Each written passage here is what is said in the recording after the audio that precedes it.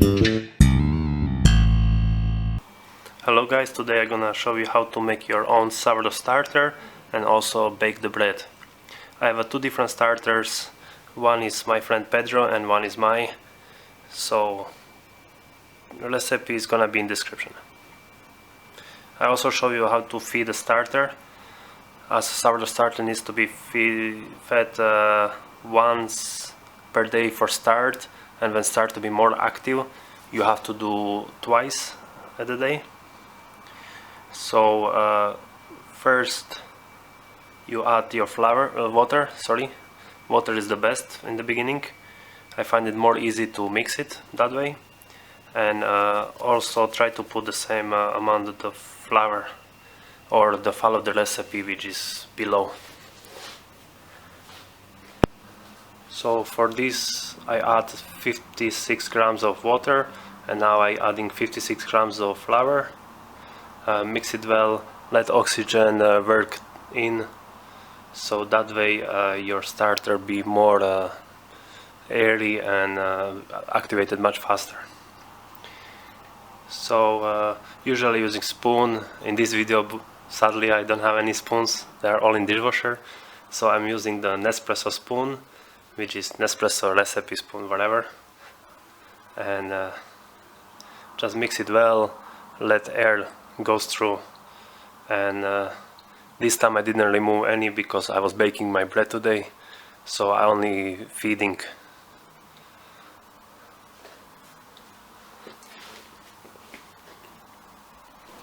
So this is the sourdough bread recipe 1. The sourdough bread is on the left side as a recipe on the top of it, and now is recipe number 2, which I used today for batch number 2. Again, behind the recipe you see the bread. So this is the dough. Dough was mixed 4 hours in advance. I'm showing you only the folding process at the moment. So when you mix the dough, I only put all together. I trying to put water on the bottom of the mixing bowl, so dough doesn't get stick, or basically you don't have to scrape it, even if you still have to scrape the bowl, but it's better that way. So knead it for say 10 to 15 minutes. I did batch number 1 today only for 5 minutes kneading, and batch number 2 I knead for 15 minutes, and I really didn't see any difference. So this dough was sitting already for 4 hours, and now as you see I'm doing the folding process. So folding process needs to be done every half hour. After first 4 hours, of course, when gluten is activated in the dough. So then you folding your 4 corners, you get them over the dough and rotate the ball, and again. So this process needs to be done 4 times, so every half hour. I'm not gonna bore you to that, so I just gonna show you once. I don't think there's any point to see all 4 processes, they're all the same. So I trying to cover it. As you see, the cling film on the top, the oily. So now after all this folding is over, I am removing my dough on the work surface, lightly dust with flour.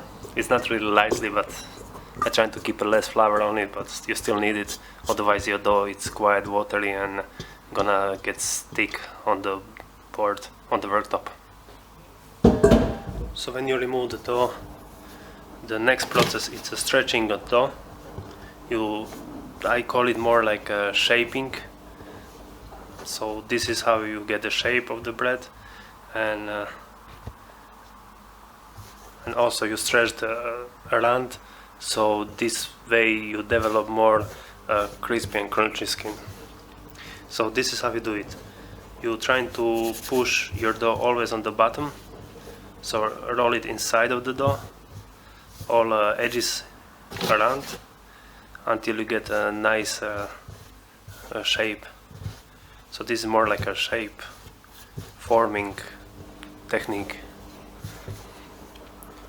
When it's all done, which is gonna be soon, then all what I do, I take a bottom of the dough and I roll it together, so this way it gets more basically together, and shape is much nicer. As you see, it's very sticky, so don't be scared you need more flour or something like this. It just keep slightly dusted, but not too much.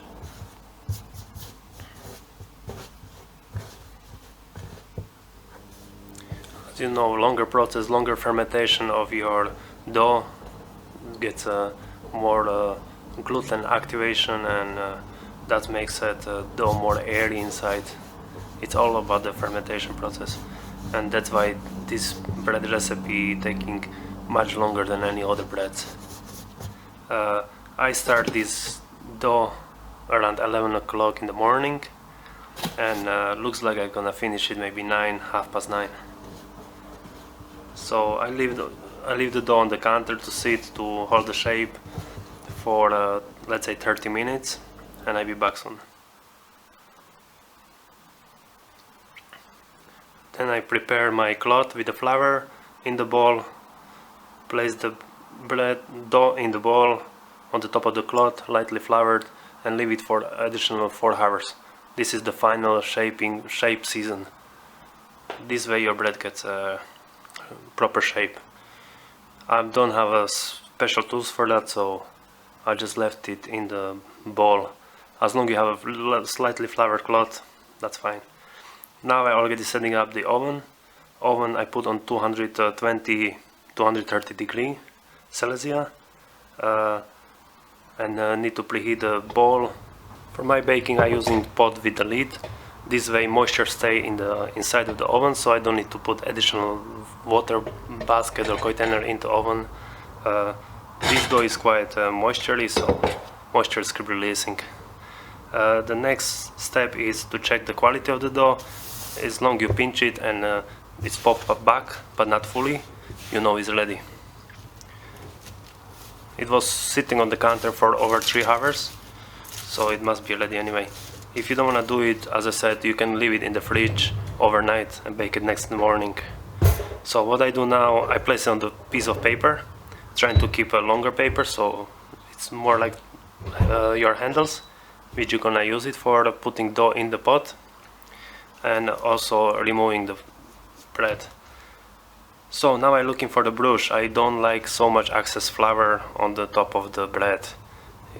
More flour gets less color, so I try to brush off as much flour I can, so this way it gets more nicer color and crusty.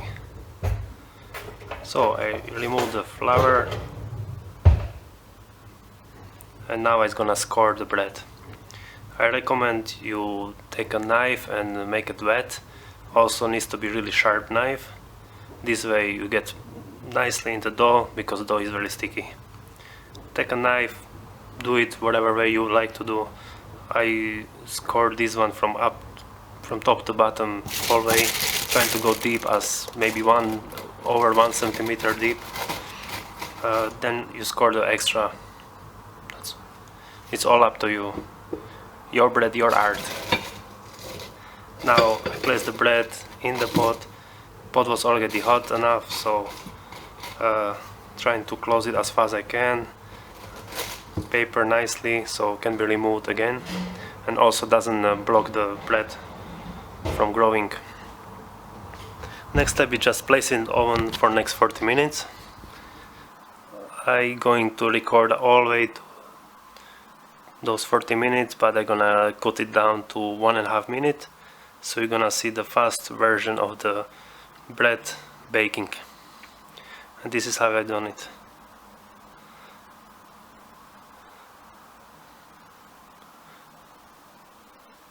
So this is the 40-minute process where your yeast is more activated and started to get baked off.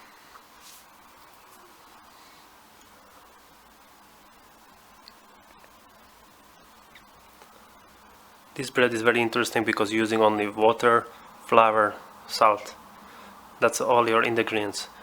As I show you on other sourdough starter recipe, there is rye flour, which looks much better and it's much faster activated. But I use plain flour, and in the end of the recipe I start to use self-raising flour, as I didn't have any more plain flour left. Sadly there was none in the shop. It's still pandemic season and people buying so much flour. So after 40 minutes I will remove the lid and leave it for 10 minutes for this batch. Last batch I left it for 20 more minutes without the lid. As long as you are happy with the color, you can remove it, and bread should be baked because it was already 40 minutes in the container. As I said, lid on helps you moisture to stay there, and that's a basic of growing. Also, if you want a crust, that's how crust get developed. Okay, so this is the bread. I'm going to have a quick look and check the quality. If you hit the bottom of the bread and you hear the shallow, like a dull noise, that means your bread is fully baked. This bread went very nice. I'm really happy with it. Sourdough starter was 8 days, which is only minimum requirement for the starter to be activated. And also I'm going to bake the second bread. The second batch, again, as I said, is gonna be smaller because it was less flour, but was even more yeast in it, so it's developing a flavor. As you see, this voice I'm recording over the video, and I already tasted the bread and it was lovely. The second bread is much more flavor in it, but it's again smaller.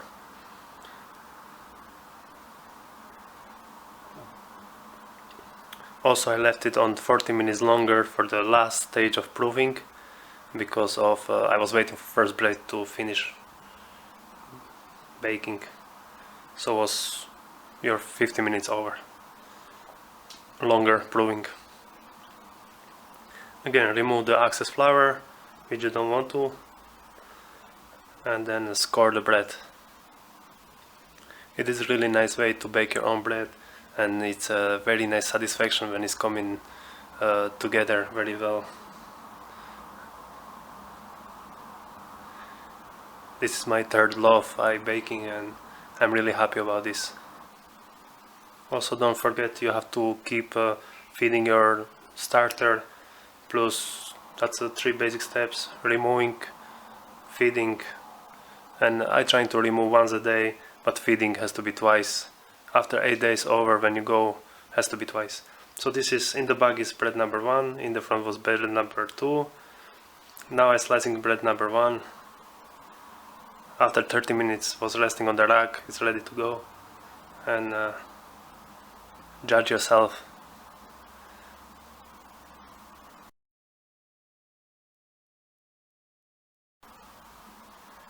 Now I'm slicing bread number 2, which was another 30 minutes resting, and both of them went well. To jest jeden słabszy, tak? It's nothing nicer than just stick a little bit of butter on it, tiny bit of salt, and eat it straight when it's still warm. Remember, don't cook it straight after you remove it from the oven, because it starts to be gluey and your dough stick together. This is a little bit additional video. My knife was sliding on it, I couldn't slice it, so I just left it for fun for the end. And now there we go, a little bit of butter, nice warm bread. What else to ask for? Hope you enjoy, hope you're gonna start to bake your own bread, and I don't think it's really difficult, it's just time consuming.